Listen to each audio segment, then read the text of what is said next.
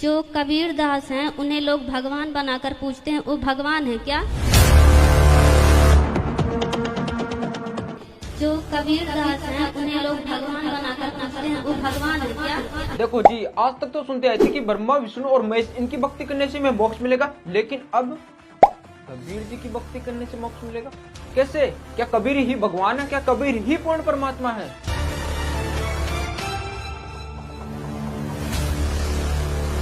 क्या कबीर जी की भक्ति करने से हमें पूर्ण मोक्ष मिलेगा? ऐसा ही प्रश्न लेकर आई एक महिला श्रद्धालु अनिरुद्राचार्य जी के पास। देखिए ये वीडियो। जो कबीर दास हैं उन्हें लोग भगवान बनाकर पूछते हैं, वो भगवान है क्या? भक्त हैं। कबीरदास जी भगवान के भक्त हैं, जैसे सूरदास जी, कबीरदास जी, रैदास जी, रसखान जी, सब भगवान के उच्च कोटि के भक्त हैं, जिनसे हम बहुत सारा ज्ञान प्राप्त कर सकते हैं। गुरु जी लोग पूजते हैं उन्हें? पूजते हैं, सम्मान करिए सबका, पर संत के रूप में नहीं। वो लोग कहते हैं कि उन्हें पूजो तब जाकर मुक्ति मिलेगी, यही भगवान है। तो देखा दोस्तों, अनिरुद्राचार्य जी महाराज जी ने कबीरदास जी को भगवान नहीं बताया है, लेकिन इस पूरे विश्व में संत रामपाल जी महाराज जी ऐसे संत है जिन्होंने कहा है कबीर इज गॉड, कबीर ही भगवान है, कबीर ही पूर्ण परमात्मा है। तो चलिए दोस्तों, क्या संत रामपाल जी महाराज जी इस बात का प्रमाण दे सकते हैं कि कबीर ही भगवान है, कबीर ही पूर्ण परमात्मा है? क्या कबीर ही सुप्रीम पावर है? इस बात का प्रमाण संत रामपाल जी महाराज जी हमारे सतग्रंथों से दे पाते हैं। तो चलिए परमात्मा की डेफिनेशन बताता हूँ। श्रीमद् भगवत गीता अध्याय नंबर 15 के श्लोक 16 और 17 में 3 पुरुष बताए हैं, एक सरपुरुष, एक अक्षर पुरुष। गीता अध्याय नंबर 15 के श्लोक 16 में 2 पुरुषों का वर्णन है, और इनके विषय में ये भी कहा है कि दोनों पुरुष, पर पुरुष माने प्रभु, स्वामी। अब स्वामी साहब, साहब जिसे कहते हैं, जैसे हम कहते हैं तहसीलदार साहब, भाई कमिश्नर, डीसी साहब, डीएम साहब, कमिश्नर साहब, मंत्री साहब, मुख्यमंत्री साहब, प्रधानमंत्री साहब, राष्ट्रपति साहब, ये सभी साहब हैं, सभी स्वामी हैं, ये मालिक हैं, लेकिन अपने अपने अक्षेत्र के। तो इनमें कंप्लीट जो साहब है वो कौन है? राष्ट्रपति, और सेकंड नंबर फिर प्रधानमंत्री। इसी प्रकार सरपुरुष ये ब्रह्म है, ज्योत स्वरूपी निरंजन ये काल है, ये केवल 21 ब्रह्मांड का स्वामी है, मालिक है, साहब है, राम है। राम कहो, साहब कहो, गॉड कहो, अल्लाह कहो, रब कहो, खुदा कहो, ये उस परमात्मा के ही पर्यायवाची भाषा भिन्न नाम है। तो ये इन दोनों के विषय में कहा 15वें अध्याय के 16वें श्लोक में श्रीमद् भगवत गीता में कि सरपुरुष और अक्षर पुरुष इस पृथ्वी वाले लोक में ये 2 पुरुष हैं, और इनके अंतर्गत जितने प्राणी आते हैं, 21 ब्रह्मांड तो है ब्रह्म के, और 7 शंख ब्रह्मांड, नील, पद्म, शंख, ये काउंटिंग है गणित रीति से। 7 शंख ब्रह्मांड का स्वामी है अक्षर पुरुष। वैसे अक्षर का अर्थ होता है अविनाशी, लेकिन ये अविनाशी नहीं है, ये चिरस्थायी है,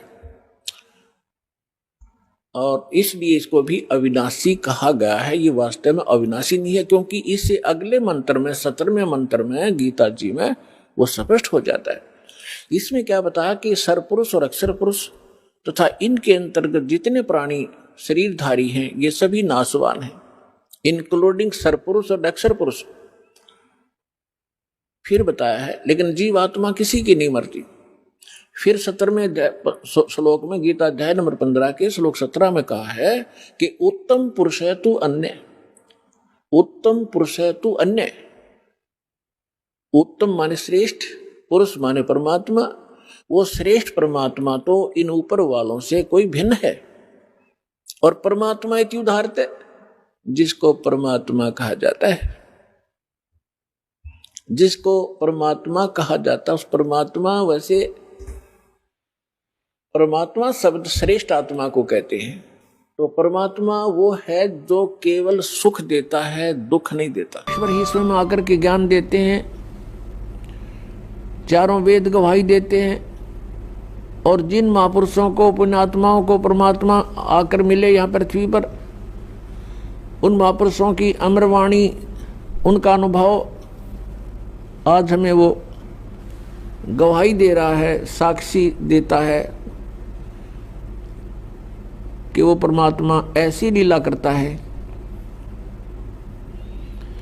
ऋग्वेद मंडल नंबर 9 सूक्त नंबर 86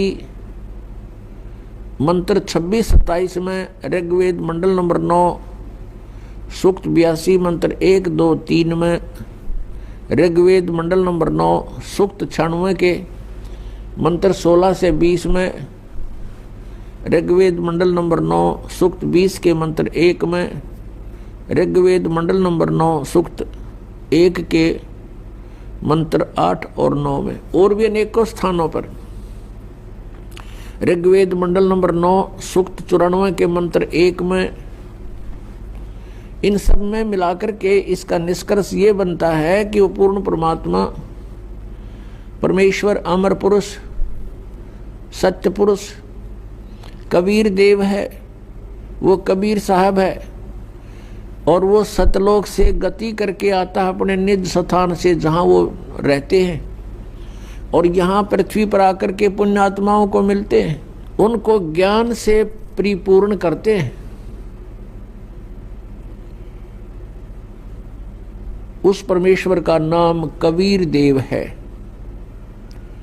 वो परमात्मा 3 प्रकार से लीला करते, अपने 3 प्रकार के शरीर की स्थिति में रहते हैं। एक प्रकार का शरीर सतलोक के अंदर, एक तेजोमय शरीर है परमात्मा का, सतपुरुष का, सतलोक के अंदर। उसमें एक रोमकूप की इतनी शोभा है, करोड़ सूर्य मिला दे, करोड़ चंद्रमा मिला दे, उनकी रोशनी भी एक रोमकूप के प्रकाश के सामने फीकी रहे। वो परमात्मा वहाँ स्थायी रूप में रहते हैं। अन्य रूप बना करके वो परमात्मा प्रत्येक युग में एक लीला करते हैं, एक नवजात शिशु का रूप धारण करते हैं और किसी सरोवर, तालाब में या झील में आकर के कमल के फूल पर विराजमान होते हैं, बालक रूप बना के, एकांत स्थान, वन में, जंगल में। और जल के ऊपर प्रकट होने के कारण परमेश्वर को नारायण बोलते हैं। ये क्रियाएं परमात्मा सुनियोजित और पूर्व निर्धारित तरीके से करते हैं, और कोई संस्कारी हंस उनको वहां से उठा ले जाते हैं। फिर उस परमेश्वर की परवरिश की लीला कंवारी गायों से होती है। जब परमात्मा छोटी ही आयु के होते हैं, तभी से अपना उद्देश्य पूरा करने के लिए विद्वानों के साथ शास्त्रार्थ करना शुरू कर देते हैं, उनसे प्रश्नोत्तरी करते हैं आध्यात्मिक मार्ग की, और बड़े बड़े विद्वानों के छक्के छुड़ा देते हैं। ज्ञान के अंदर उनको परास्त कर देते हैं। और तीसरी स्थिति है परमात्मा के शरीर की कि वे कहीं पर भी कभी भी प्रकट हो जाते हैं, एक साधु वेश बनाकर, किसी संत का वेश बनाकर, ऋषि महर्षि या किसी ब्राह्मण गुरु पीर का रूप बना करके वो कहीं भी प्रकट हो करके अपनी अच्छी आत्माओं को ज्ञान सुनाते हैं, उनको अपने से परिचित कराते हैं। पुण्यात्माओं ये पवित्र वेद परमात्मा की महिमा का ऐसे गुणगान करते हैं, और वेद ये भी बताते हैं कि वो अपने द्वारा रची हुई सृष्टि को, उसकी जानकारी परमेश्वर ही स्वयं ही ठीक ठीक बताते हैं, और अन्य तो केवल अटकल ही लगाया करते हैं।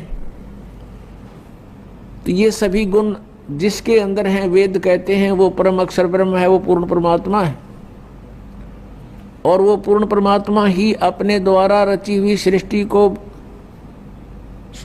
यथार्थ रूप में ज्ञान देते हैं और वो परमात्मा स्वयं ही आकर के ज्ञान प्रचार करते हैं। वो तत्वदर्शी संत का रोल भी करते हैं। तो देखा दोस्तों, संत रामपाल जी महाराज जी ने हमारे पवित्र सदग्रंथों से प्रमाण देके बताया है कि कबीर ही भगवान है, कबीर ही पूर्ण परमात्मा है। दोस्तों, संत रामपाल जी महाराज जी ने जिन सदग्रंथों से प्रमाण देके बताया कि कबीर ही भगवान है, कबीर ही सुप्रीम पावर है, क्या वह सदग्रंथ झूठे हैं या फिर संत रामपाल जी महाराज झूठे हैं या फिर दोनों ही सत्य हैं? अपनी राय कमेंट बॉक्स में जरूर दे।